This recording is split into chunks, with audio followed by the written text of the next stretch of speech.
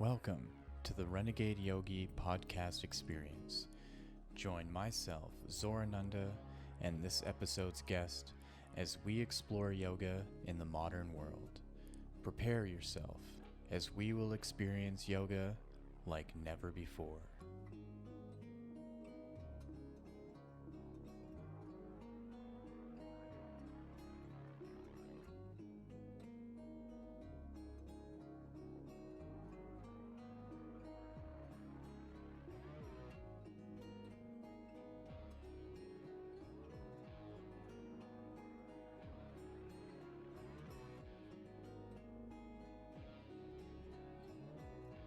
Hello and welcome to the Renegade Yogi podcast experience. My name is Zorananda. Today I'm here with a really amazing guest. He is my music producer and licensor and publisher. He is a guitar virtuoso, meaning that he's extra wicked and sick on the guitar. I've learned so much from him and everything that he knows. So please welcome John Atonic to the podcast. So what's up, man? Well, thank you, Zoran, for that flattering introduction.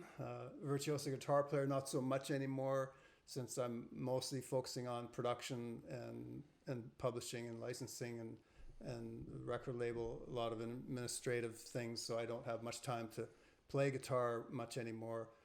But in a couple of weeks, I could get back up to maybe close to virtuoso level if I need to do some guitar tracks per se, which I might. There's always something coming up that, I remember this project from many, many years ago that I still didn't finish of my progressive jazz rock fusion stuff. Yeah, and, we were talking about that last night, right? Where we were recording. Just all the guitar stuff for a new EP that we're working on, and my hands were getting wrecked from playing over and over and over and over again, and just from all the times where you had to show me just some of the rhythm that you came up with, and getting me to record that weird fingering of chords. Yeah, and I'm feeling it too now.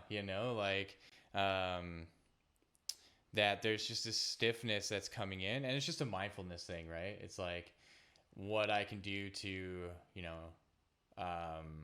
know my limits now, where I'm not an 18-year-old where I can just shred for hours, I remember just like being in my apartment and, playing guitar for 6 hours, 5 hours without even knowing it, just like blows by. Oh yeah. Right? Yeah. And learning guitar, it's like yoga for the fingers is what it is. Like you got to develop these stretches, like especially if you're learning jazz chords. There's a lot of weird like jazz chords that your fingers are doing all kinds of weird shit. All the like diminished and augmented and flat nines and sharp fives. Yeah, it's like crazy.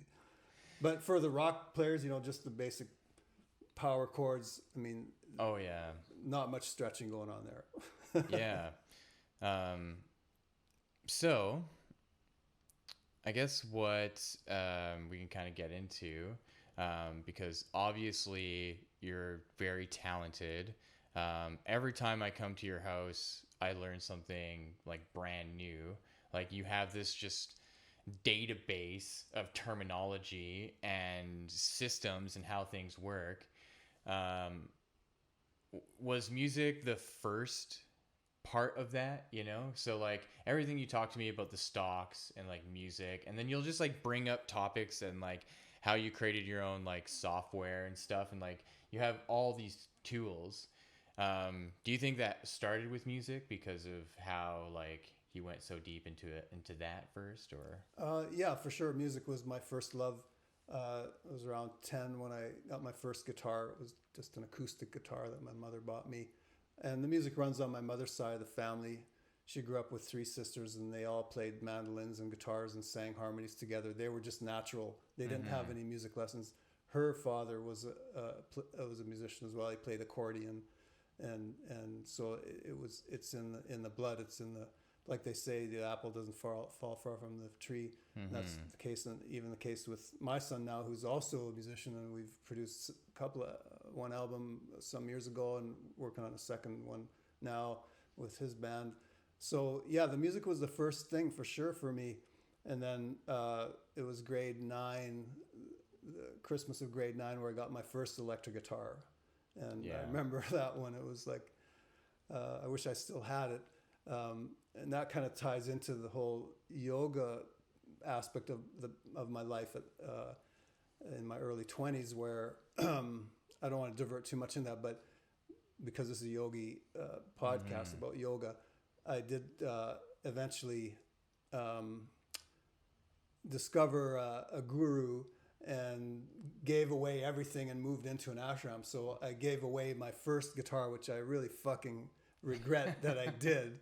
To take on vows of chastity, poverty, and obedience, and that didn't last long until I realized that's not a life for me, and went back into music, and it was So stepping back a bit farther from that, as a teenager, after I got my first electric guitar, I had a few guitar lessons, but it seemed like every other week there was a new teacher, and I'm like, what the hell, and they weren't really showing me what I thought I needed to know to play, rock music. Like I was into Jimi Hendrix and Black Sabbath and Led Zeppelin and The Who, those type of bands, Rolling Stones. Yeah.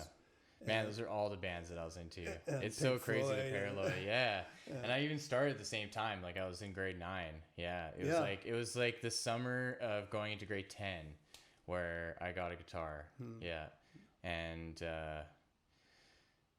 so I get it, but I knew that with my guitar I was buying a piece of shit. Like it was just like some cheap like Barracuda, like who knows, like off-brand, just cherry red guitar. It's a life-changing moment, right? And I think it's incredible to see how you are now, right? And to only have known you for the last maybe like 6 years or 7 years. I think we originally met. I don't even know when it was the first time we met. I think it was 2012. Yeah. So that was when I started hanging out at Zen Den. Yeah, that's right. Like Zen Den and Nourish and my first Astral Harvest Festival. Yeah. Which is like, holy fuck. But I think the first time I met you was at Sunbelly. Could have been Sunbelly. I think for one of the events at Sunbelly. Mm-hmm. Yeah, because you'd bring like your little rig and like your guitar and amp and stuff, and just blow everyone away. So yeah, like I was saying, it's interesting to see how you are now, but not knowing what you went through to get to the point that you are now, right? And I think that's what's so perplexing, because anyone can look just like a normal person, but just within them, they have all this knowledge and all these talents. And that's the thing that I learned getting to know you through our friendship, is that at first it was like, oh, John's this really great guitarist. And then it was like, holy shit, he's this really amazing producer, and he knows all these crazy programs. And then he knows like Photoshop, and then he knows like software development, right?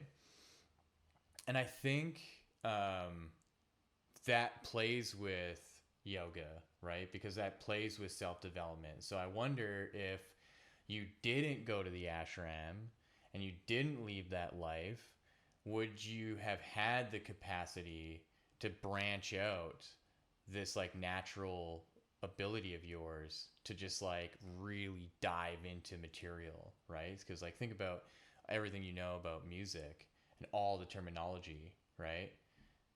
Then it's like all these other things you're applying yourself in the same way. That's an interesting thought, because I don't know what my path would have taken if I hadn't gone into the yoga and the ashram and following the guru and finding out what that was all about. But I do want to say about that is that I was at a point in my life, I was about 18, 19, I just graduated from high school, from a general diploma. I didn't have matriculation. I couldn't go to university. I couldn't even get into like a NAIT to study a trade even. I would need to go back to high school to get that stuff, and I never really excelled in those, maths and sciences. So art was my best subject in school. And I think I would have kind of lost my thought here. So, oh yeah, getting back to like where I was at emotionally at that point, like all of a sudden you're out of high school, all of a sudden all your friends are gone. They're all doing whatever, going to university, going to Nate, going to different colleges, whatever. And all of a sudden I found myself just totally alone. It was like, and I didn't know what my life was about anymore. It was like, I still maintained connection with one musician friend of mine who played the drums, and we tried to keep a band going. And then it became pretty clear. It was a pretty good wake-up call when he got an offer to join a rock band. And it was like, no, it's every man for himself now, you know? Like, Yeah. I was trying to get into the band with him, but they didn't want me. They just wanted him. So it's like, you know, your high school buddy bandmates, you know, it doesn't work that way in the real world, right? And so I felt really alone, really isolated, really depressed. I went through a major depression in my life at that point, and was just reaching out, searching for something. So I was vulnerable emotionally to be sucked into how cults work. And the way cults work is like, they want to keep you like not part of the group yet. There's a certain trial you have to go through before you're accepted as a group. And the more they keep you away from that, like it was, and for that group, it was the initiation. So every now and then an initiator would come by to initiate you into the meditation. And I was like, okay, well, when's the next initiator's coming? Oh, in a couple of weeks over here.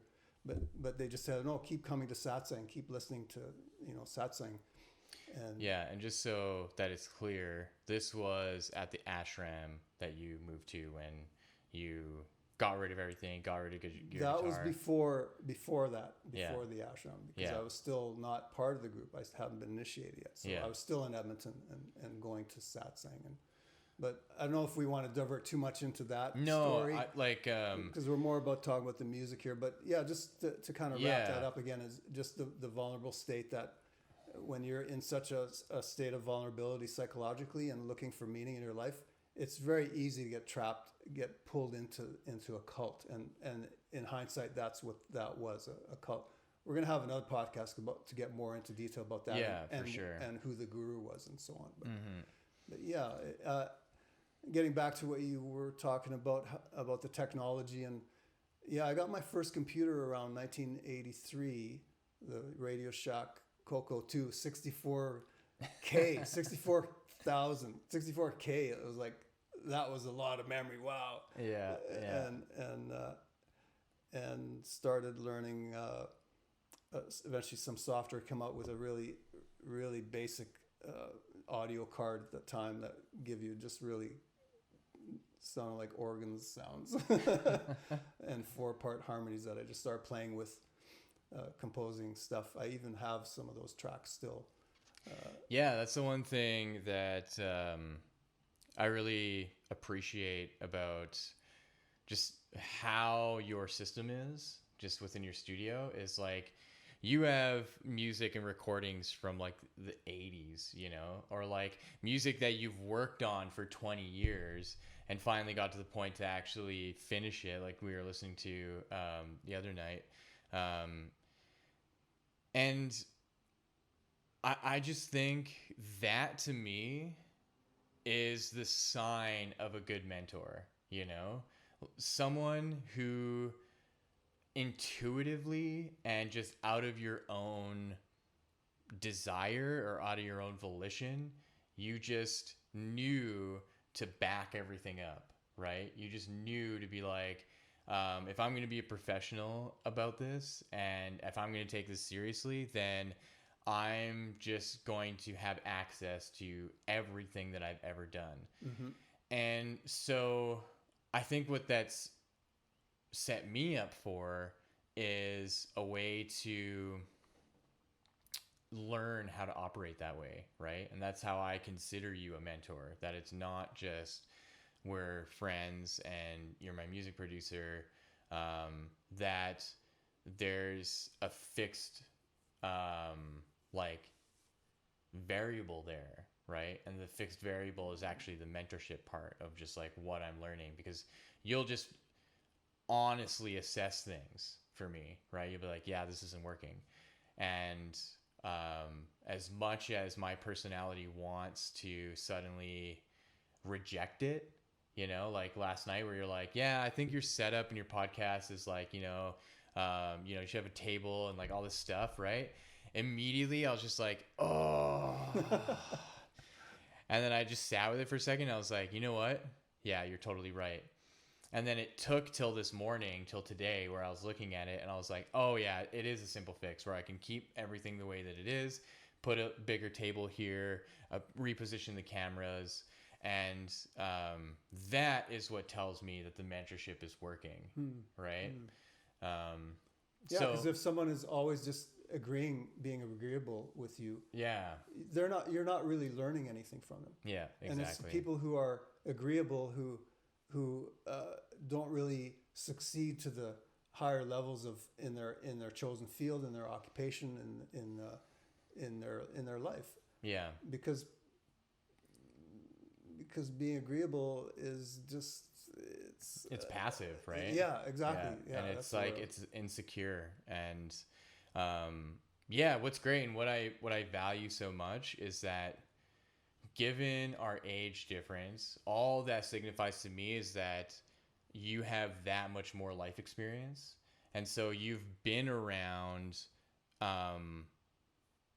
performances where you have to dial in everything, right? So you already have that like functioning in you where before anything gets launched, before anything gets set up, it's like on your end and in the back end, do you have everything in place properly set up, right? Oh yeah. And I'm like the complete opposite. I'm just like, yeah, we'll just throw it all together and we'll see how it goes, right? And then I adjust as I go along, right? And so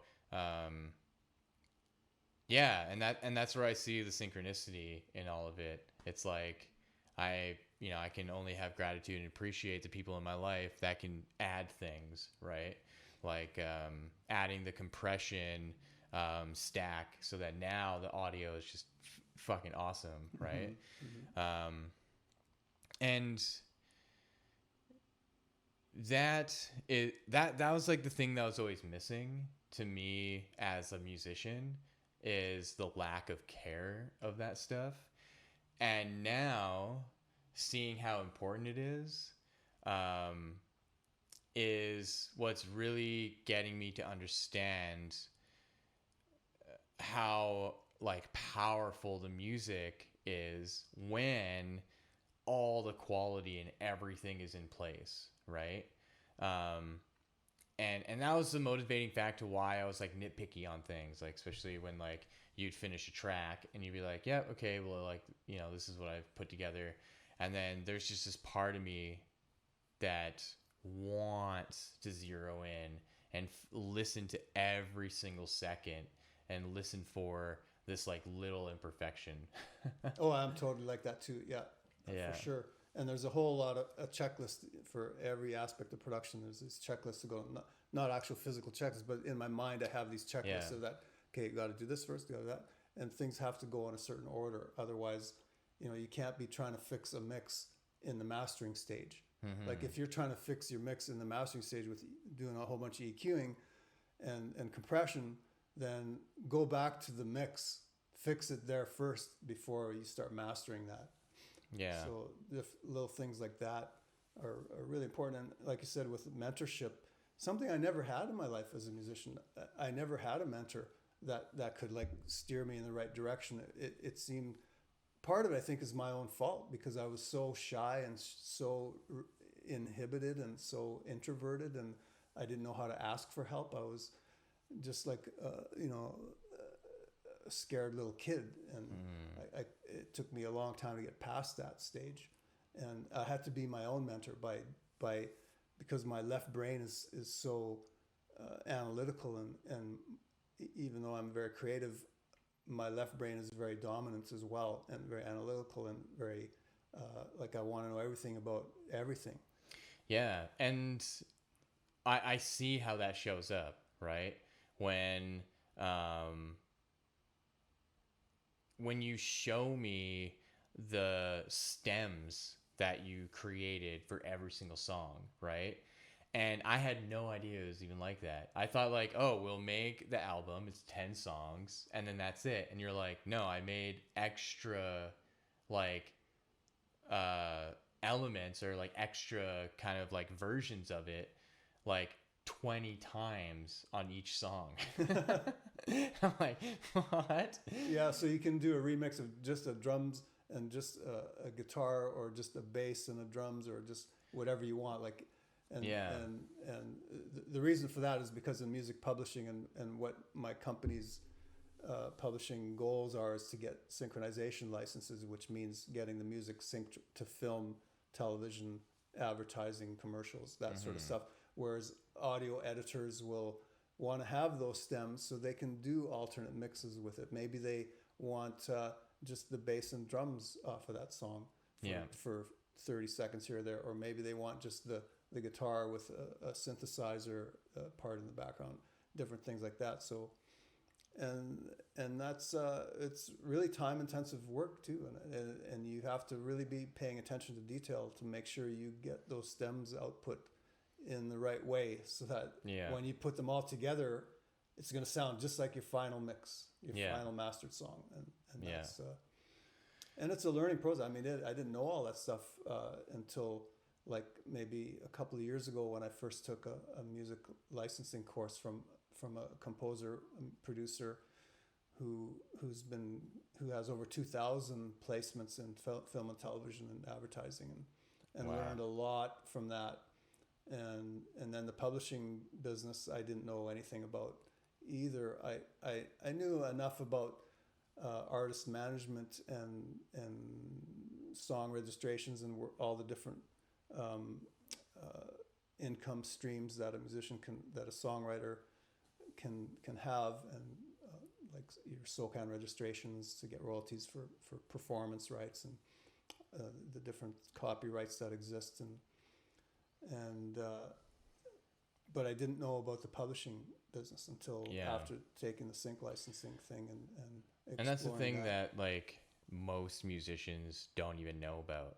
Like, I didn't have any idea on how any of that works, and coming to you initially and asking you to record me doing the guided meditations, like the future life progression guided meditations, that opened up that whole world, right? Because then you're like, okay, if we're gonna do this, then I'm gonna need to sign you on, so that we can distribute profit evenly, right, through whenever this starts to generate income, right? And it's interesting to look back at that point and then fast forward to now and seeing how there's now a more clear course direction, right? And how starting with one thing naturally evolves into more, right? Yeah, and it was the next thing you said, oh, I got these guitar things, I just come up with these guitar things. I'm like, oh, hey, let's do something with that. And it's like, so let's talk about Mystical Rhythms album. Mystical Rhythms, our first album we did together, and because I listened to that, and it's like, holy shit, did I do all that? Like, that's what amazes me in just about everything that I produce, and then I'm away for a while. When you're in it, you're just saturated with it, and it's like, oh God, I can't wait till this is over with, because I've heard this same thing like a billion times, and I just want to get it done. But then it's done, and then 6 months later you decide to listen to it again. It's like, holy shit, did I do that? And I almost amazed myself. I think, how did I do that? But it happened, and it's like, just take these little guitar parts from you, 3-4 bar progressions, and then you just said, go do whatever you want with it. Yeah, and it'd be great because I originally just recorded all that stuff on my phone, right? And it'd be so funny because this is when I was living in Sunbelly, this beautiful kind of like historical home with 6 other people. And I would literally wake up some days and immediately just go to my guitar and start playing. And some of those tracks were some of that stuff, you know, where I have this interesting relationship with my guitar where I'll go without playing for like 2 months where I just won't even touch my guitar. And I don't even get mad about it. I don't even beat myself up. I just recognize that there's some kind of integration happening and I just let it go, right? And then there'll be this morning I wake up, say if I do my meditation, do my yoga practice, and then suddenly I just have this urge to play my guitar and all this beautiful music comes out. And then I'll be like, wow, I didn't play my guitar for a month and this is what's coming out of it. And I feel like I sort of advanced somehow, you know, in that month of not playing. And then I'll just obsess about guitar after that. I'll just go on this huge wave of just like recording stuff regularly and daily. And then it turns out that, you know, there's like 2 albums worth of material. Because I think for Mystical Rhythms, there was Ignite that was brand new that I made up on the spot while recording another song. Right? I was just like, oh man, we need to record this right now, right? And Fragrance was a new one that I made for it. And Westward. And I'm thinking that there's one more. The Search. Because then all the other ones were like years old, right? Like in Lane Dark was already 4 years old at that point, right? And that one to me is like the masterpiece of it all, right? Because it's like the longest song. It's 5 minutes or so. Every other one is around 2 minutes, 3 minutes. And to me, that is my symphony, my guitar symphony, or like classical piece of music, right? That's just totally transformed by all the production and everything that you added to it. So what I want to ask here is, how have you been adapting to the change in music? You know, because you are, you know, like 30 years older than me. And so out of those 30 years, you've seen 3 different eras of music fully experienced that I haven't, right? In that kind of totality where, you know, how did you feel like from going from the 90s to the 2000s to 2010s to now, and seeing how your likes and your dislikes and the way that you're producing music has changed over that time? Or do you feel like it's relatively the same, but kind of adapted? Is that a weird question? That's a really good question. Yeah. We could go even back farther, like to the 60s. Yeah. You know, like to the Beatles' first album when they hit, you know, the Beatlemania, when they first came to North America. And, you know, it was like, I was probably still in elementary school in grade 6 or something, you know, and we were singing these, she loves you, yeah, yeah, yeah, yeah, yeah. Like, and that was great. It was funny from there when I got into high school, or no, before high school, it was like, and the Beatles evolved into, you know, the Eastern, they all went to India, they come back and they're just into this weird shit, and I just totally lost interest in them completely. Yeah, like Strawberry Fields. Yeah, because I was still too young to get it, right? Yeah. And then 1969 happened, Woodstock, and I was right there. I was one of the first hippies in my school, you know, with the long hair, and did I get teased a lot. Oh yeah. By the greasers. You're either a hippie or a greaser. There was no nerds at the time. hippies are greasers. Like greaser would be like Fonzie, Yeah, right? yeah, The yeah. Fonzie guy. And like The Outsiders, right? Like the movie The Outsiders. I'm not familiar with that one, but I think Ralph Macchio is in it. There's a whole host of famous actors. And it's like your typical American greaser stereotype, right? They're all wearing leather jackets. They're all like hardcore. Yeah, you know, it's like a little gang, but they all like look after each other because Happy they don't days. have anything, you know, like, yeah, that's interesting. And so how do you view that evolution? okay, Like, yeah. how do Getting you- back to that original yeah. question, it's like early in my late after high school. Was I still? No, it was after high school. I went to Grant MacEwan College to take music. I took 1 year of music. I actually dropped out of there because it was so heavily jazz oriented, and I just like was not into jazz. I just wanted to play rock.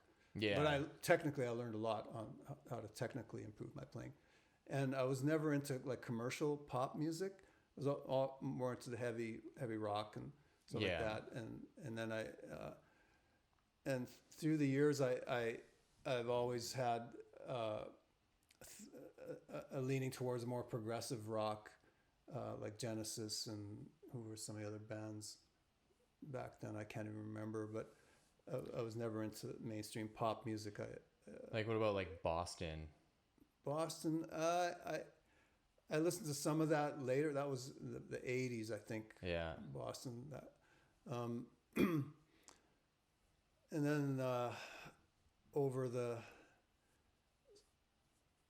like more recent music of like the past couple of decades with electronic music coming in, I knew some stuff about electronic music from way back, but it's totally changed from what it is now. It's totally changed from what it was back then. Yeah. And I really got drawn into modern electronic music probably around 2012, 13, 14, then started getting the right software to look into that stuff. But I really had a kind of a love-hate relationship with how it all evolved, because back in the 80s, we were all playing in rock bands, playing cover bands, and making good money, touring across Canada, doing six-nighters. And you had your own PA, your own sound man, your own lights, everything you hauled around, set up, play the gig. You stayed in the hotel.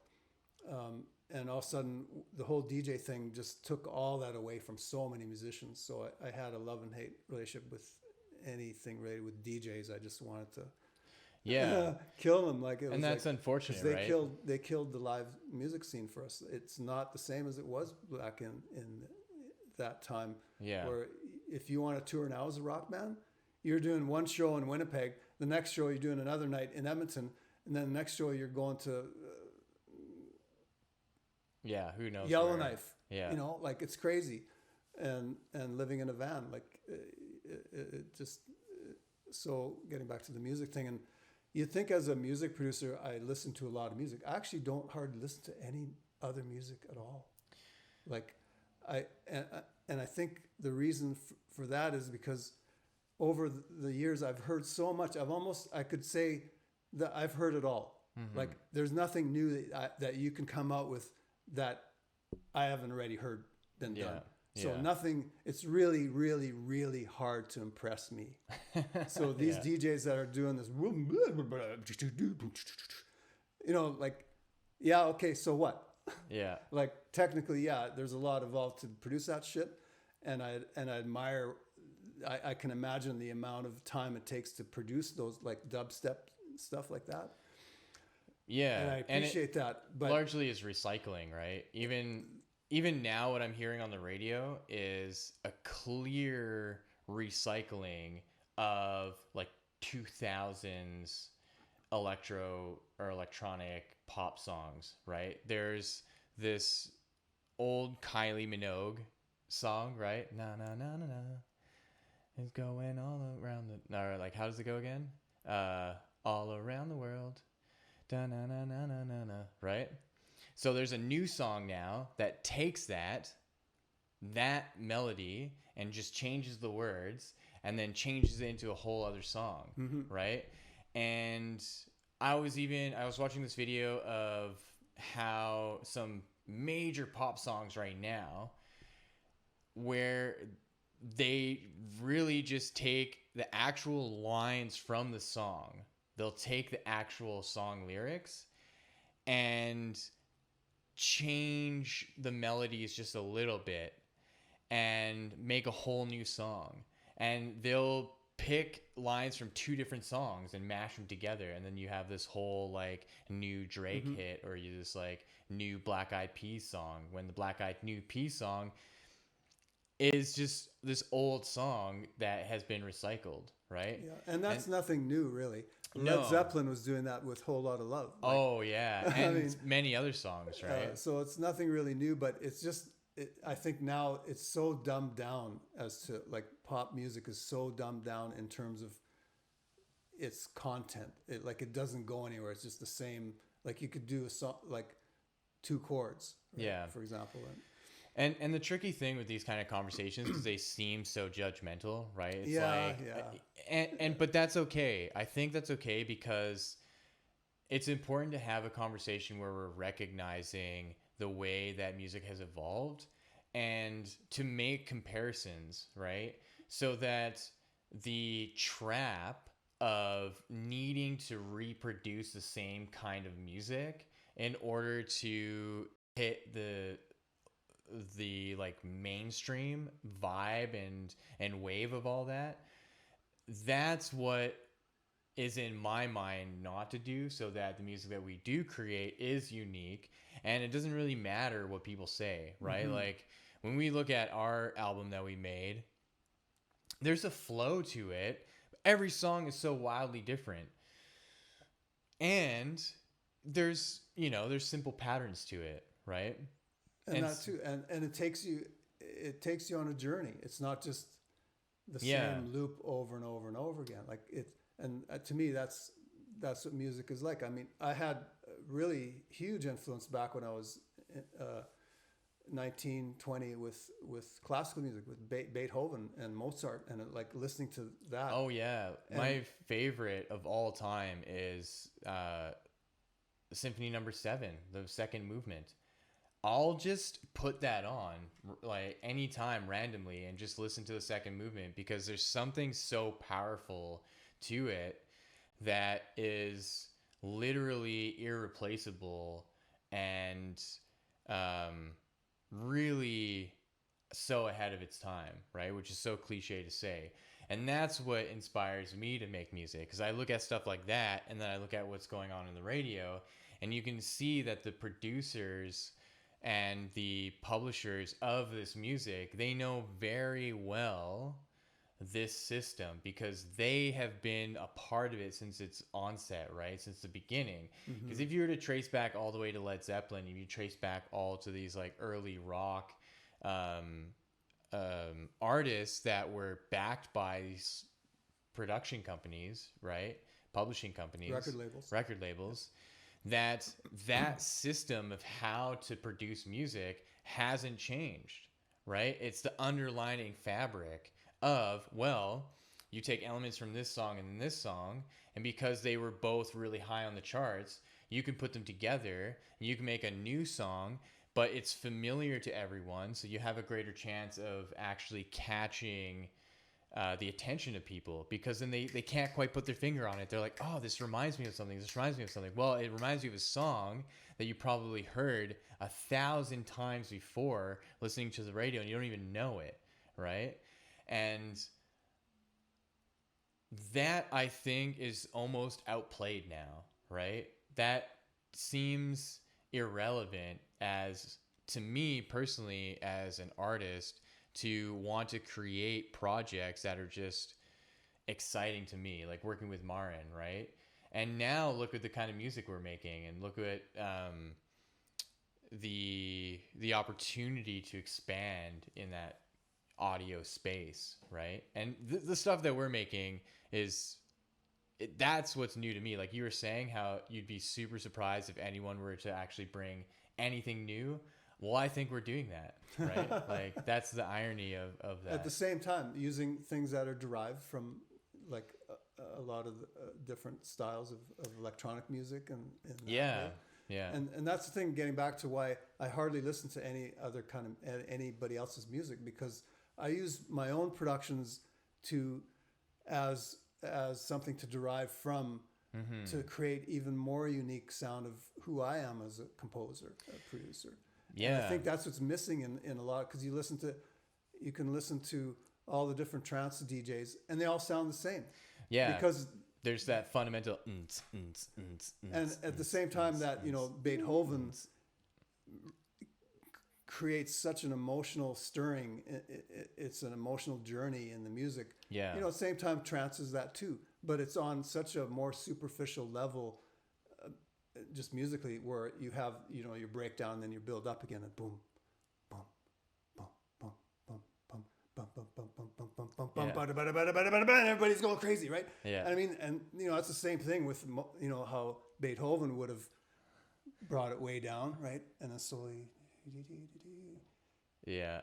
Da, da, da, da, and then just hit you again, with the drop, right? Like some of Beethoven's drops are just awesome, right? Yeah. But just, so the essence is the same, but it's just at the level of music creativity is where it's different. It's so much more deeper, with Beethoven than it is with any trance song. But the same impact is there. So, and don't get me wrong, like for years and most of my life, I need to create a hit song. I want a hit song on the radio, because I want to get rich, right? Yeah.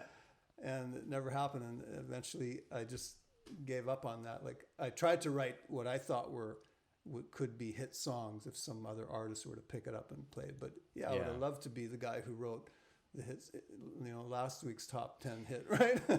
Well, and that's what is really interesting and mildly infuriating is when you hear someone like Sam Smith, who's like, oh, this hit song that everyone is listening to, he wrote it in 10 minutes and they recorded it and had it ready in 24 hours, Wow.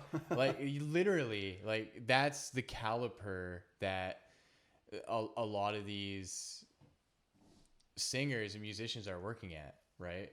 Where they have access to so much funding and they have everything ready in the disposal, like a full-on studio that just literally gets turned on a flip of a switch, that then they can go, oh shit, I have an idea for a song, write down the lyrics, start thinking about the melody, oh okay, I have this song, and then let's go to the studio, let's start working on it, right? And then it's just immediately they can already start tracking and already start producing a demo, right? Yeah, and they'll maybe even have other writers that they collaborate with.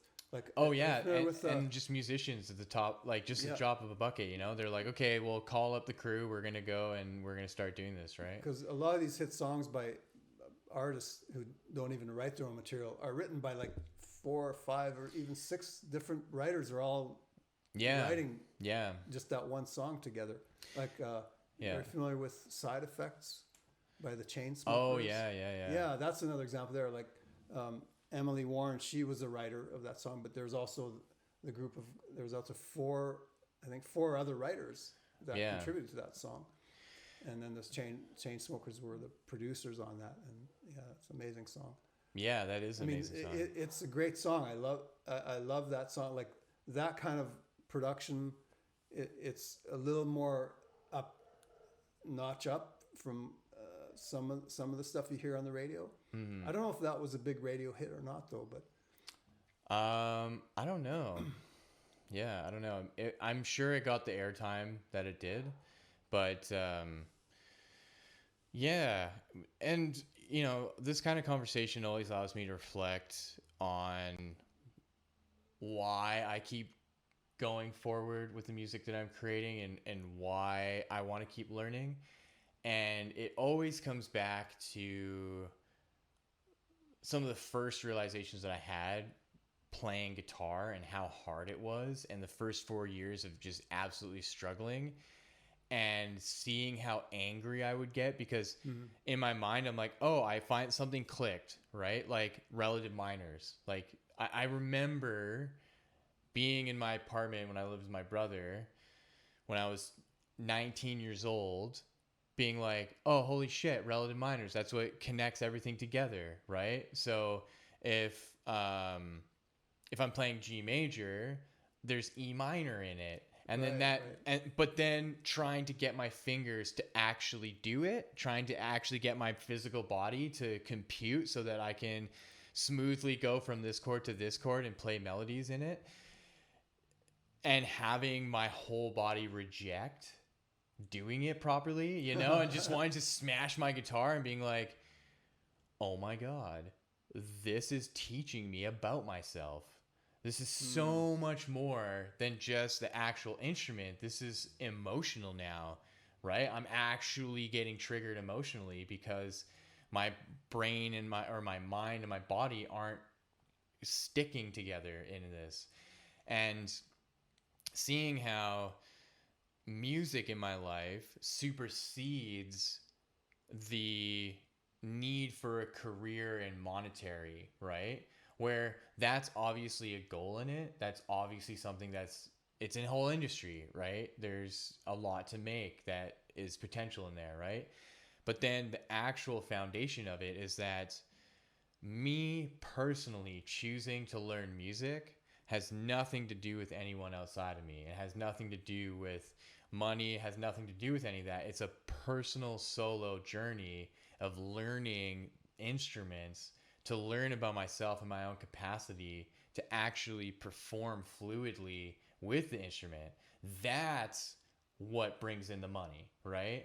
That's where it's impressive, because once you have that dialed in and once you can really showcase all of who you are in that emotional capacity through that instrument, then it's, there's a spotlight and a limelight. And that's, for me, has always been a struggle, because out of my entire family, I'm the pioneer, right? Mm-hmm. So like when my dad was a kid, like he grew up in Serbia and he played some, kind of 4-string guitars. There's like Serbian, there's like European kind of style lutes, right?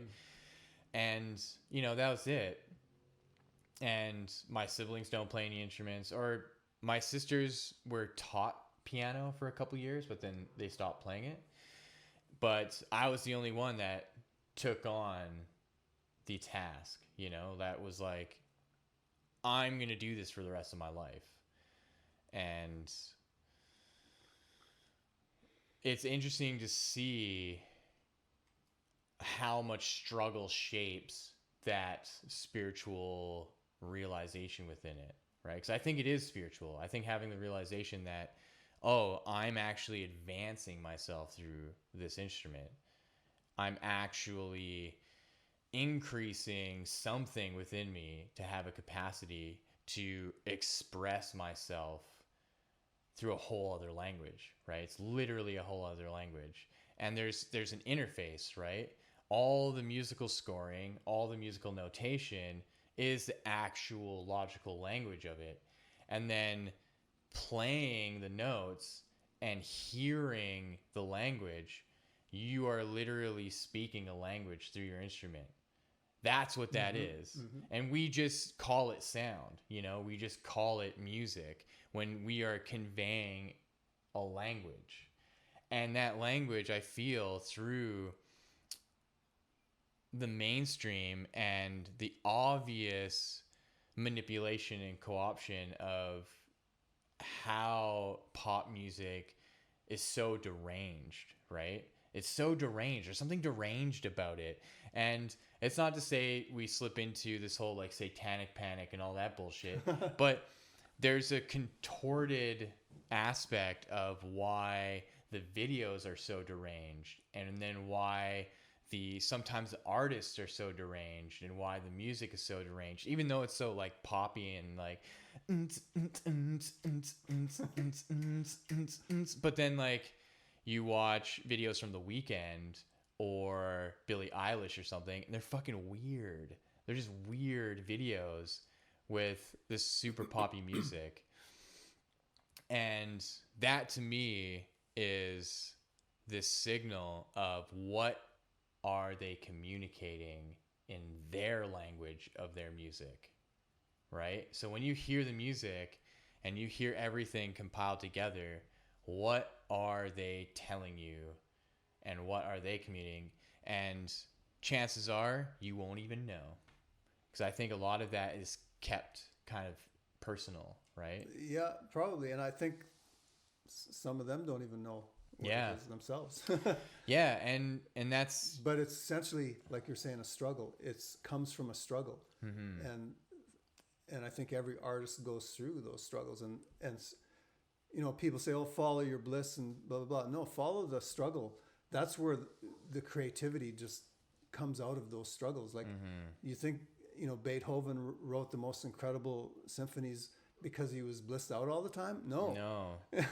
Well, even you said Beethoven, right? Yeah. Yeah, even with Mozart, you know, where he died when he was like 36. Yeah. And he just had all these various health conditions. And amidst all of that, he's creating all of this incredible music, right? I think there's something lost within the conveying of that language of music, right? In why we want to know about someone's struggle, right? And so, for example, when you look at the mainstream and you look at a lot of the hip hop, a lot of the pop, a lot of the rock, there's a struggle in the glamour, right? There's a struggle in the life of maintaining that lifestyle, right? Where, oh, and I just had an example where you look at independent artists and they are conveying a very authentic struggle, that now you're actually seeing an uprising of these artists. So one, for example, is Tom McDonald. So Tom McDonald, he's actually from Edmonton and he's a rapper. Him and his partner are both Canadian, but they live in the United States. And now he's a super famous YouTube star. And they worked very hard over the last 6 years to get to this point of being completely independent and getting 3 to 4 million views within a couple days on their videos. Wow. Right? And a lot of his stuff is controversial. And where I'll bring yoga into this is it's easy to get caught into the whole narrative around why it's controversial, right?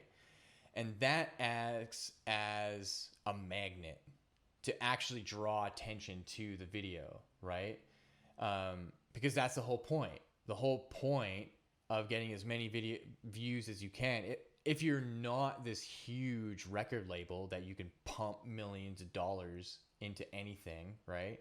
Where you're just this random dude that's suddenly getting millions of views on your videos, that his authenticity is what drives that success, where the people actually be funneled into seeing the authenticity and not being taken aback by the controversy, right? Where the controversy is this kind of glamour now to open up into how you can be vulnerable in expressing your opinions without the consequence of being completely shut down and canceled and all this stuff, right? Where when you listen to his songs, he's super intelligent about how he packages everything together.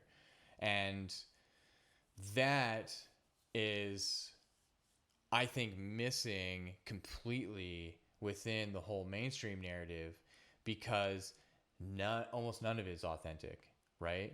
You go and see the sets that people are on to actually produce music videos, right? And it's all fake, right? Where you have someone like Tom McDonald, where he's producing it all himself. Him and 2 other people are doing everything, and it all reflects who he is as a person, right? Rather than listening to a Katy Perry song and the song and the video have nothing to do with each other. You're looking at the video and you're like, how does any of them dressed up as Egyptians have anything to do with the song that they're talking about, right? And it's just this huge cognitive dissonance, right? And this like weird convoluted confusion that's unnecessary, I think, right? Yeah, it'd be like me taking one of our songs like Fragrance and having like death metal video playing. Right? It's just such a, like it's just so weird. I don't know why they do it. It's just so weird. So it's refreshing to have independent people that are coming up and getting hella views. They're getting a lot of attention and they're being authentic. And that's where I want us to go in what we're doing, right? And we're taking on the opportunities that come up naturally, like we were talking about last night. And then the videos that we plan to make or the music that we plan to make. I want to touch on that, what you're saying about the struggle. Yeah. And my struggle, there was a point in the late 80s when the whole touring music scene just sort of ended for all of us musicians that were relying on that. I came to a point where, okay, well, and I always said a joke like, the joke, don't quit your day job. If you want to be a musician, don't quit your day job. Well, I never had a day job. So here I was stuck with, okay, I think I'm going to have to get a day job now. Mm-hmm. So I explored different avenues and went to college, learned some video communications diploma, Graham Kuhn, and did a 2-year diploma in that, and then tried to work my way into the video production business with that, and eventually did get into one of Western Canada's leading video production companies at the time. It was called Vicom Multimedia. Oh yeah, that's right. It was the first highest paying job I got, and I actually started out as the night dubber. So my shift was 4 a.m. till noon. That was crazy, but I was there by myself all night till 8 when people started coming in for the day shift, and it was a great job. I did the dubbing, dub videos overnight, and when my dubs were done, I could just sort of explore whatever I wanted in the company, and so I started exploring more in the multimedia programming area, and eventually got a promotion into multimedia programming from the video production department into the multimedia department. Shortly after that, 1999, 2000, that whole industry crashed. It was because all these people were coming out now in the multimedia production. This was doing multimedia. It's not what you think of today's multimedia. Multimedia back then was CD-ROMs that you'd plug in, and it would have like a CD-ROM course that you would take on CD-ROM, and you'd go through the course and do the exercises, and then do the exams at the end of each section, and then you passed. The company Vicom did a lot of, their main focus was in occupational safety and health and training workers and different things like that. Like Syncrude was one of their big clients of all time. So going from that to all of a sudden now that all these people were getting multimedia programming diplomas from other places and doing it in their basements, and all of a sudden nobody's going to pay huge dollars for that kind of work anymore. Yeah, when someone can just contract it out and be like, hey, my service is significantly less than a giant corporation. And my experience there in that day job was, and at that point I pretty much gave up on any music. I was still, actually that was late 90s where I got my first DAW, my first digital audio workstation on Windows 98, and I still have some tracks I made back then, and but I wasn't that serious about it as far as I'm going to write a pop song and make $1 million, you know. Yeah. But it led me into getting back to what you're saying about, you know, the technical, the programming side of my skills, and from being at Vicom, I took some courses at NATE in the computer system technology program. They actually paid for these night courses for me, and I did really well. Like I got 92% on logic and programming, and then once I got laid off from there and Vicom pretty much went under, I managed to get into NATE to finish that program because I'd already had enough on the job experience, and it was something way back in my early 20s where it's like, I couldn't even go into program because I don't have the necessary math and sciences. But now after that experience, I struggled to get the experience that I needed in order to fulfill that goal. And I did get a 2-year diploma in computer systems technology in 1 year. I did it in 1 year. It's like a fast track. And from that is where, I love doing database. I created some of my own database programs to do accounting stuff like that, and had a few little jobs doing freelance work in that area. But during all this time, you know, music is still in the background, and at a certain point, I stopped playing guitar for maybe even 10 years. I just couldn't care less about it, and I could have never imagined then where I'd be right now today. Yeah. And part of that is all because of technology. Yeah. How technology has enabled anybody who's got any sort of inclination towards producing music and learning and being patient to be able to learn what you need to learn to be a music producer and have the talent in music to begin with, to pursue that. Like, it's never been easier. It's never been more accessible. It's not easy, but it's never been more accessible for everybody, anybody who desires that, to get into music production. Yeah.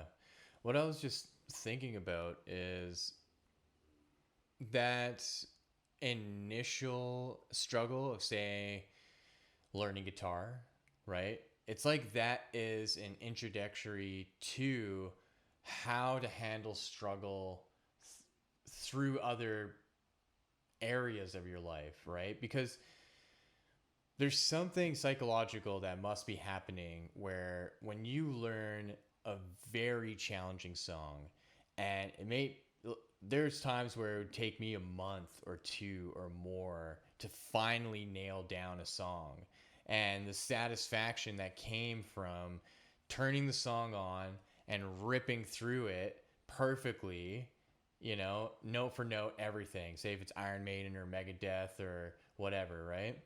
At least that was my world when I was a teenager, a lot of classic rock and a lot of metal. But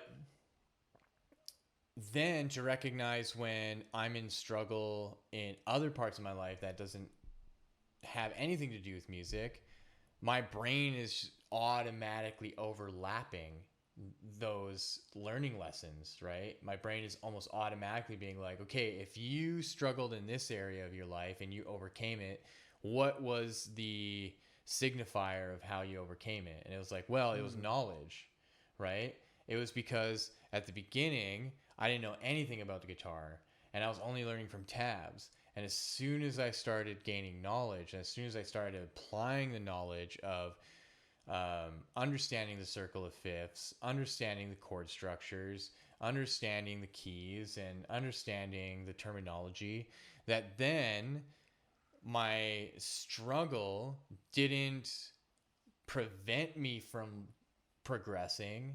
It advanced my progression, you know, because then the kind of struggle that I was going through in the first 4 years, not learning anything and honestly like sucking at guitar, to suddenly learning all these fundamental points of everything, you know, you need to start with music, that then suddenly in a year, I'm still struggling the same, but I just advanced in a year more than I did in 4 years, right? And I think that is so valuable, and you know, it's just something that I want to encourage anyone, and that's what I tell, and that's what I've been telling people for the last 10 years plus. learn an instrument. Don't even care about whether or not you're going to do it in front of people. Who cares about that?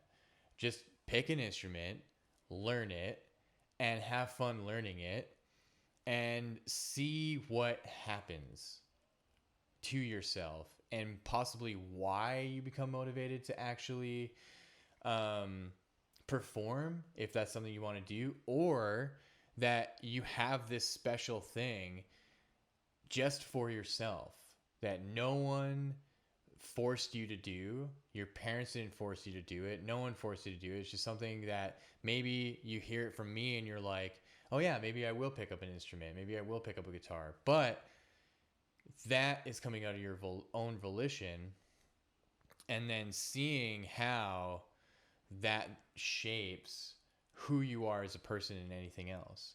Because then suddenly, if you can go from having no musical experience at all to suddenly 2 years later playing some of the most complex music ever, right? And there's people out there that you can watch YouTube videos of some random dude being like, day one, learning Enter the Sandman, and it's like,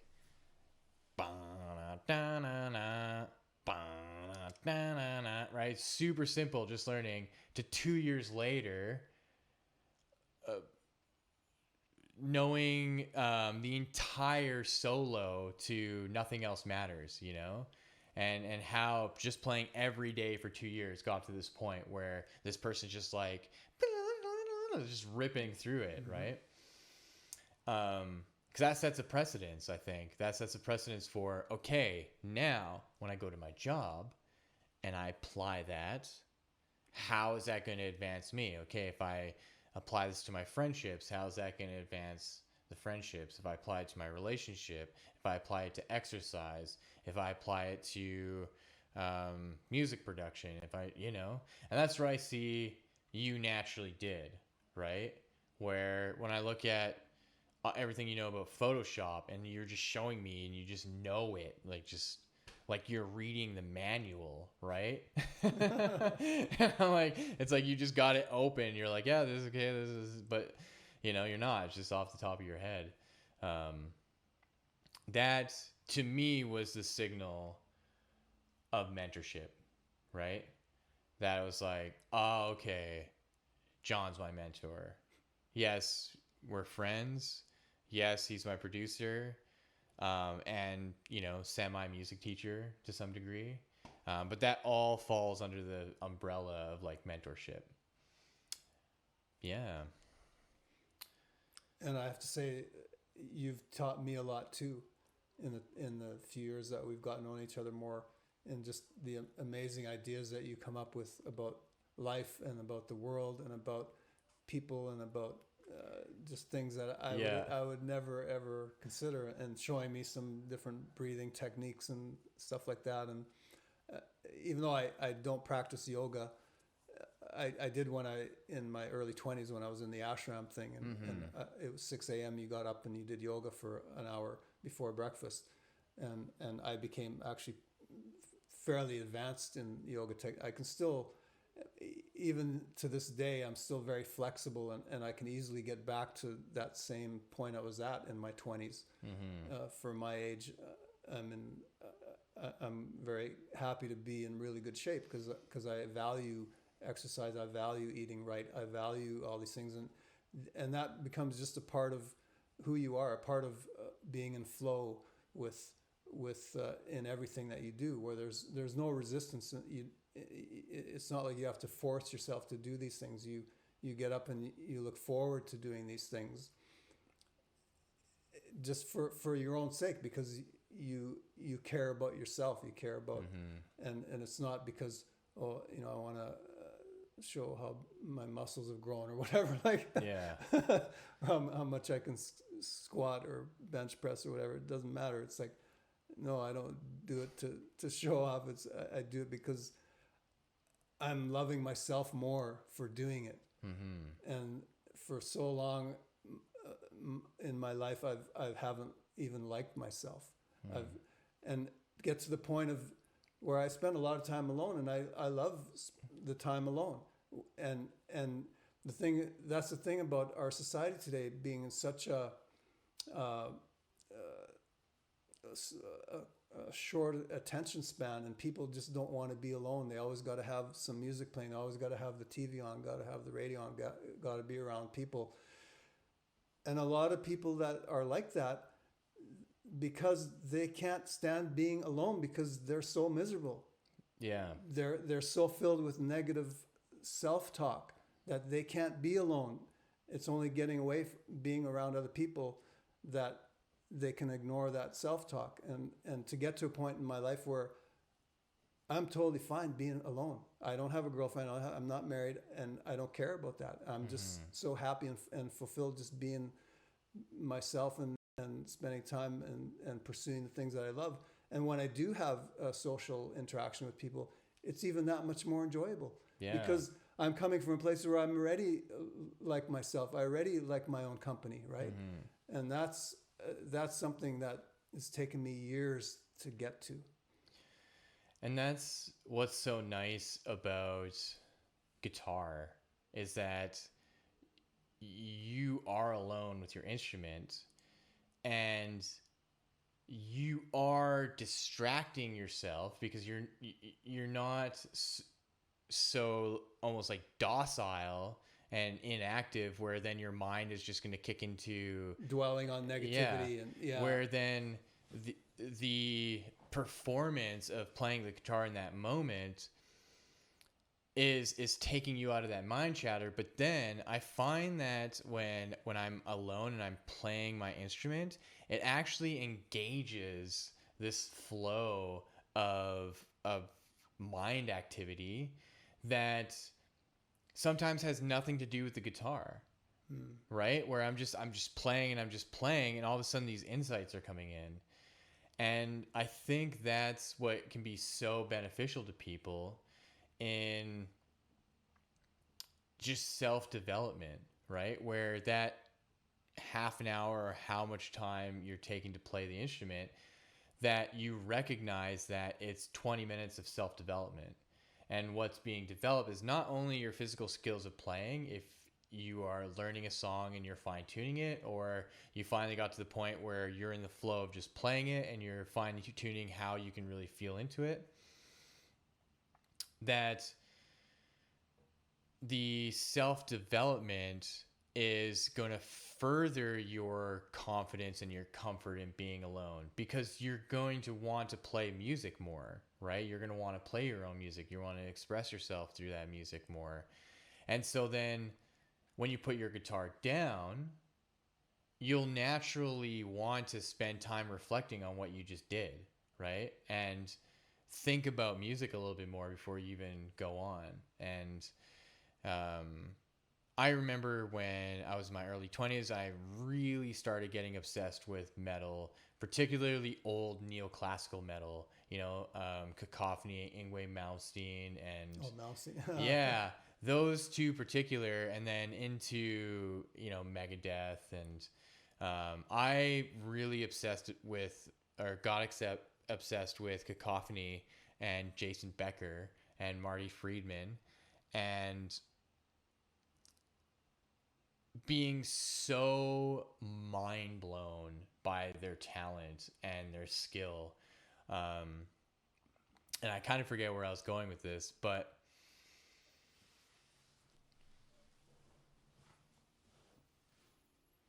that they are the epitome of self-development, right? Of where it all goes if you dive so deep into it. And that's, I think, what people are afraid of. They're afraid in this weird way of getting obsessed with something that potentially doesn't take them anywhere, right? And that's why there's always this negative attitude towards musicians and families, where it's like, no, I don't want to go to university to be a doctor or this or that. I'm going to start a band and I'm going to make music. And always unanimously, it's like, what do you think you're doing? Why are you doing that? This is absurd. Why would you want to waste your time? You're not going to get anywhere with this, right? So I think if we switch the narrative from having to cut away everything else and only focus on music, the people who have careers in other things, that they can pick up music as an additive to just their own personal self-development. Mm-hmm. So you can be a chemical engineer and you're like, you know what? I'm just going to start playing the drums. You know, I've got a garage. I have my own space. I'm just going to, you know, piece together a drum kit because it's going to be expensive. You know, I'll spend the next year, month after month. I'm just going to prepare myself, get the kit pieced together, and then I'm going to start playing. Or I'm going to get a guitar because, you know, there's cheap Jackson guitars for $300 and I'm just going to do it for myself. And there's something really powerful in that. There's something that I think the universe listens to. It's like your higher self listens to, that it's like, oh, here's another one that chose exploring their own self-development through music. And it's, you know, you get a round of applause from your higher self. They're like, yep, that's a good thing to do.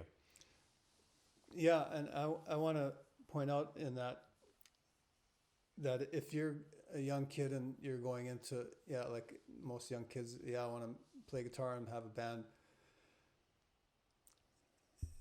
As much as I don't want to sound like that high school counselor that says, okay, you know, what are you going to do when you get out of high school? I want to play in a rock band, because that's my conversation I had with my counselor. And what was she telling me? Well, being a musician is not really that great of a career path, so you might want to look at a trade because you don't have the matriculation you need. So, you know, look at, you know, you could be an electrician, a plumber, a carpenter helper, you know, those type of things. And I'm like, no, totally closed off. So I would just ask that you be open-minded, because the chances of you becoming rich and famous because you're going to pick up a guitar and get in a band are probably 0, maybe 0.001, right? That's the reality of the music business. Yeah. Even though right now we have all the tools that we've never had before, and all the that are there for us to create stuff in our basement. Yeah. It's, you know, having 1 million plays of your thing on YouTube is not going to bring you $1 million, right? No. It's a vanity metric. Yeah. And so, you know, I just ask that kids have an open mind. Like, finish high school, get a good education, and then you still got time to pursue the creative stuff. Yeah. And like you said, it's just going to be an addition to your life, not. Yeah. I mean, it depends too how strong a desire you have. And that's the thing. It's not easy, and it's not meant to be easy. These instruments are so tactile, and they're so taxing, not only physically but mentally and emotionally, right? Especially if you have a complex where usually things are really easy for you. Like, I remember when I was a kid growing up, like, most things I can grasp really quickly and move forward, and I can get going on it. Guitar was the only thing that just halted me in my tracks. I was like, no, you can't rush through this shit. You have to put in the hours, and you have to put in the work, right? And so that is just naturally intimidating, but I tell people to do it anyway, and I try to plant the seeds, because in a world of music that's so heavily dominated by pop culture, and joining into this industry, right, where I think there can be like artisan musicians who have no affiliation with any market. You know, they have no affiliation with any industry, and they are just buying an instrument for themselves to just learn the songs that they want to fucking learn. And they'll never put a video up. They'll never put a recording up. They'll never do a show. And I think that's really beautiful, because I think that's just doing something and putting something out into the world in the moment that no one has control over except you, right? So when I'm just in my living room by myself, or in my studio here, and I have my guitar and I just close my eyes and I start playing, I'm doing something in the moment that no authority figure outside of myself can stop me. And that's so empowering. And then to feel like I just spent the last 16 years of my life to get to this point, to have this freedom, to fully express myself through this language and not even record it, not even do anything. I'm purely playing this for myself. And it's so magical and uplifting. And it really almost creates this charge of energy around you. And it's so special. And that to me, and I think we can kind of end it off here because we're well over an hour, but like the whole idea of sound healing, right? And how over the last 20 years, sound healing has emerged within the world of what music is. Because for decades, it's been entertainment, right? It's like rock and country and jazz and blues, and it's all for this entertaining purpose, right? No matter what the content, right? Blues is so soulful and so heartfelt, but it's still for entertainment, right? Where then you have sound healing that slipped into entertainment, right? It kind of slipped into yoga festivals and slipped into yoga workshops where there's a whole bunch of people and you're playing these beautiful singing bowls and weird instruments, right? Yeah, I've participated in quite a few of those over the past few years, and it had tremendous benefits. But I think even just by yourself with any instrument, you can be playing a trumpet and you can just be in it and feeling it and just lost in everything that there is. That is sound healing. Absolutely. Right? Because you're allowing and you're opening yourself up to the vibrations of music in a way that your left and right brain have almost no negative reaction to, right? It's like your left brain all of a sudden gears down and your right brain becomes more sensitive, and then suddenly there's this unification. You're having this immensely beautiful moment where you're not even keeping track of time. I remember moments where it was with this one song called Images by Cacophony, where halfway through there's this really beautiful sweeping part, and it's so intense, and I learned it. And I remember getting home from work, working at a restaurant as the line cook, and coming home and smoking a bunch of weed and then playing that part for 4 hours straight. For 4 hours straight, right? I had this like massive BC Rich Warlock guitar that the strings were like literally like a millimeter away. So it's just butter, right? It's just, you don't have any effort in pressing the frets down. And so sweeping is super easy. And then I just did it over and over and over again. And I didn't even realize. I just stopped and I was like, what time is it? Because I got home at 1 and it's 4 a.m. And it just blew my mind that 4 hours can go by playing this one little thing. And it's just because of how obsessed I was with it and how deep I felt into just learning it and doing it, right? The motions of watching your hand being like, you know, and just so magical. And that is what I think is so special that people really need to get into. And it can be on the ukulele. It can be on anything, right? Anything that you just want to pick up and learn, you know? And it's about that focus. Yeah. That calms the mind, that puts you in a receptive state of awareness where there's no more judgment about anything. You're just in the flow because you're so focused, and there's no room for thoughts to get in the way to distract you. Yeah. And I've experienced that so much too in playing the guitar. There's a composer, I can't remember who it was. He says he makes 3 kinds of music, right? One for everyone, right? One for the like upper class, and then one for God that no one hears, right? And that always stuck with me. And I have done that to the point where I would be by myself with my guitar and just breathe. And before I even play anything, I just connect to that, you know, and I'm just like, I'm just going to let whatever comes out.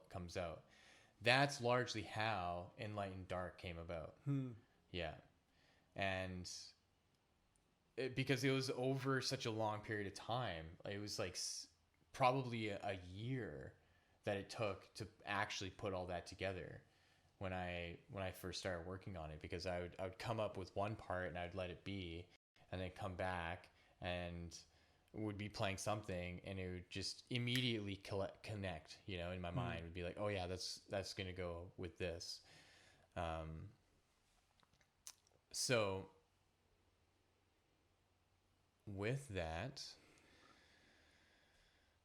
is there any last thing you want to share or say?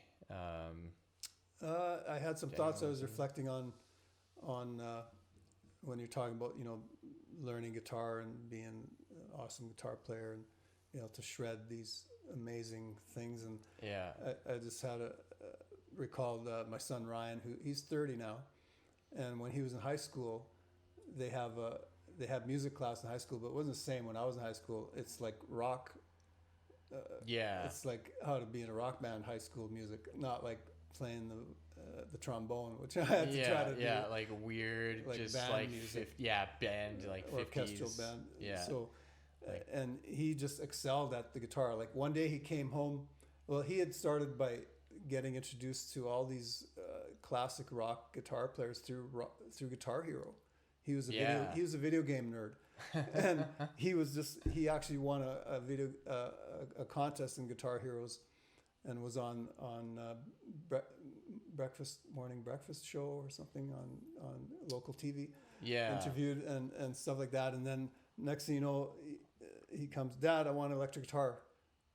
I'm like, okay. And both him and his mom and I actually met and. As musicians, she's a singer, and we put a band together and we toured for a few years before he came along. So he had both that musical influence on both sides, but never did I or his mom ever say, oh, why don't you learn guitar? Why don't you do? No, we just let him do his thing growing up and decide for himself where he wants to focus. And so it was kind of a surprise to me, like he wants electric guitar, and okay, let's go down to Axe Music. We bought him his first electric guitar and amp. And he just started learning this. He could play Rising Force by Malmstrom. He could do that whole solo. Holy shit. Yeah, and I'm like, holy shit. So he got me inspired to try to learn it, but he could still play it better than me. And he was like, he was an awesome guitar player. And I had only taught him a few things. I showed him a few scale patterns to do, and the rest he just on his own. Yeah. He never had a formal guitar lesson in his life. and so at that point, I'm like pretty proud of him. But I remember something someone told me once about being, you know, you can be the best guitar player in the world in a band, but if you're not the front man, if you're not the lead singer, the front person, then you're just always going to be the second, you know, level down on the ladder. And I said, you should learn how to sing. Mm-hmm. He was really shy about that at first, and but eventually, you know, he got it, and he continued with it, and he was trying to sound like some guys like Linkin Park, some of those really heavy singers, heavy rock singers. Mm-hmm. And I told him, no, you don't have a voice like that. You're never going to sing like that. And I told him that purposely in order to say, fuck you, Dad. I'm gonna show you. And that's exactly what he did. He has the most amazing screaming voice now. Yeah. That I'm like, holy shit, Ryan. Yeah, it's impressive. He's so good. Yeah. So sometimes that's the way you really get someone inspired, is by telling them, oh no, you can't do that. You'll never be able to do that. Mm-hmm. That's the way you actually get them to do it. Yeah, and that's exactly what happened to me with my friend Derek, because it was just probably 3 years in of playing guitar, and I had no idea what I was doing, you know?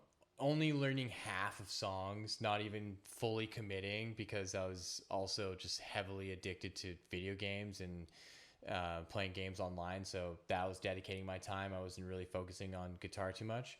But then having a friend tell me, man, you suck so much, you need to just stop playing altogether and never play ever again.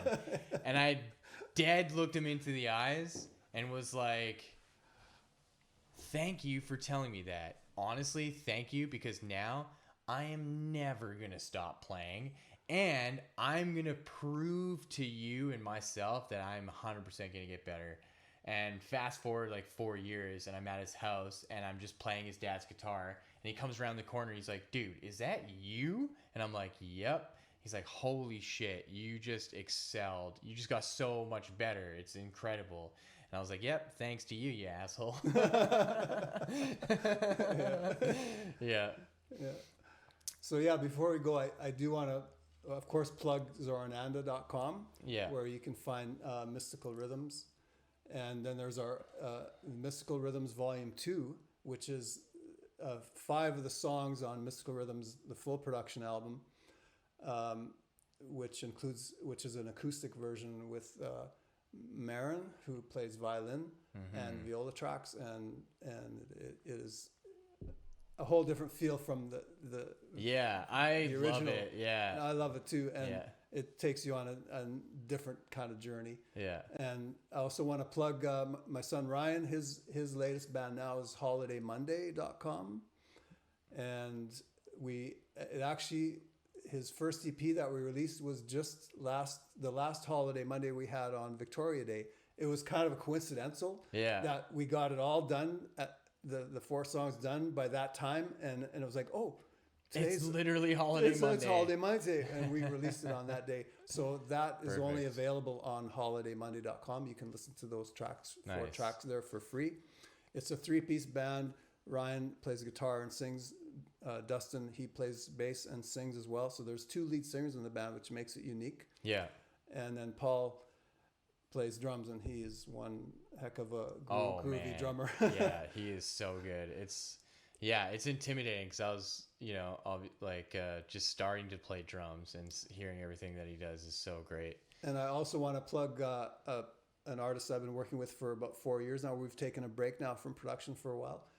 Is Soleil Love, and that's soleillove.com, and she's also on Spotify. Yeah, and all the links will be in the descriptions. I'll have them all there. Great. Yeah, and so the volume 2 is submitted. It's not quite out yet. Volume 2 should be on Spotify now. Should be on Spotify now. Dope. All right. Mystical Rhythms Volume 2. I'm going to start putting that out there. Or iTunes is another one it's on. Yeah. Excellent. Well, thank you everyone for tuning in to this chat of ours about music, about yoga, about life. And with that, have a wonderful rest of your day and enjoy.